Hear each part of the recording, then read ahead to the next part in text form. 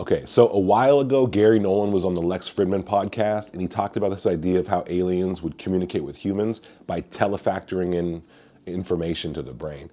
Here's what he's talking about. Let's say that you wanted to make ants practical. You would have to interact with their sense of smell, right? Their pheromone system that they use to interact with each other. So you would either create those molecules, or if you were advanced enough, you would use some sort of electromagnetic or other means to stimulate their neurons in ways that would accomplish the same goal as the pheromones, but by doing it in a sort of a telefactoring way. So let's say you wanted to telefactor with humans.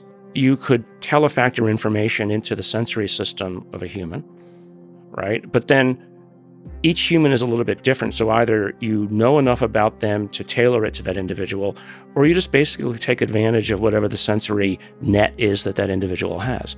So if you happen to be good at sound, or you happen to be a very visually inclined individual, then maybe the sensory information that you get that's most effective in terms of transmitting information would come through that portal. So he referenced the idea that if a human being wanted to communicate with an ant, it would have to do it using pheromones, utilizing their sense of smell, because that's how ants communicate.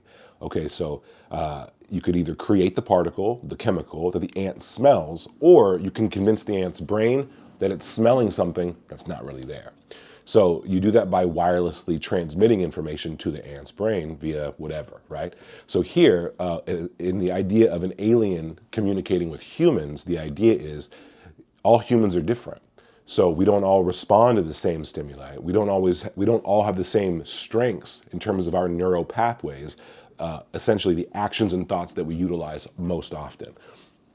So Garry posits that perhaps an alien, in order to communicate with a human, would have to find a human who had achieved a certain level of neural pathways, neural strength, right? So someone who does something often enough to where the neural strength, the neural pathway is the bandwidth is wide enough to communicate with. But here's the tricky part.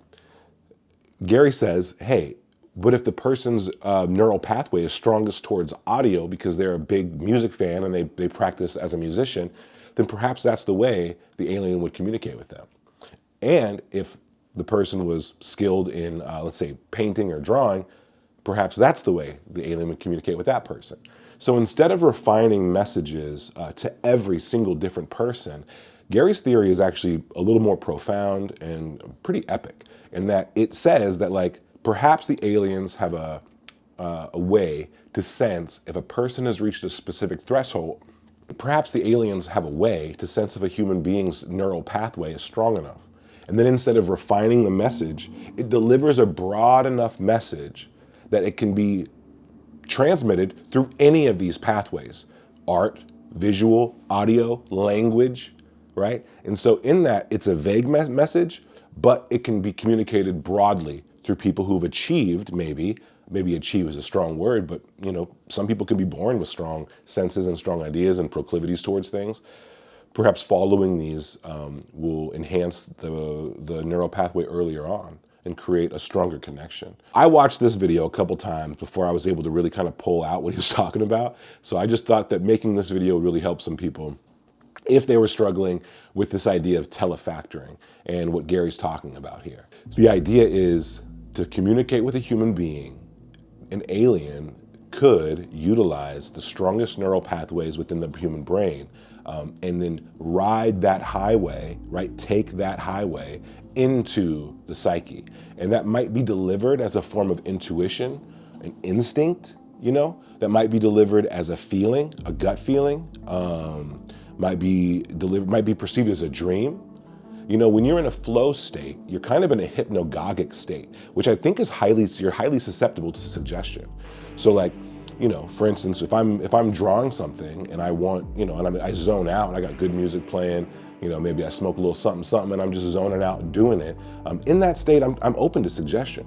Usually there's no one around, but I'm taking inspiration from what I think is thin air. The same thing would go if I was listening to a song that I was going to make a music video for. I would just listen and listen and listen, and things would start to appear. Visions would appear around me, in front of me, within me, and I would be able to pull those out. And also, after a long period of time of creating music videos for artists, for songs I had never heard in my life, I was able to figure out in my mind the editing process and what images would go with what. And I would take parts of the song, the beat, the production of music, the instruments. I would develop ideas to visualize the instrumentation, whether it be through editing or what have you. So in this state, it's totally plastic, and I'm seeking inspiration. I'm seeking information. So what if when we're in these spaces, when we're in these moments, when we're looking for inspiration, what if that's what that is?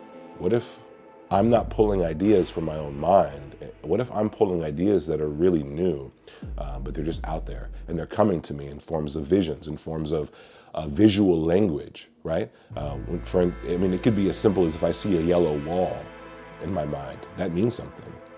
It's not just color, everything's a symbol in that sense, and it sets the tone. So for one, I identify with what Garry said. I think that there's a lot to it, and I think there's a lot to explore there. Hopefully this video helped it make sense even a little bit, because it's like I said, it's a complicated idea. I never heard the word telefactor. I never thought about how an alien would communicate with a person outside of just straightforward sitting down, talking to them. So this is my take on it. I appreciate you guys for being here. I want to say thank you to my Patreon supporters. I want to say thank you to all my Twitter followers and all my YouTube subs. This is the first video I've done where I've spoken to the camera. It won't be my last. I'm hoping to make more addresses, more videos, and do some more interviews here pretty soon. So yeah, if you like my stuff, please subscribe, and definitely have a good day. Thank you.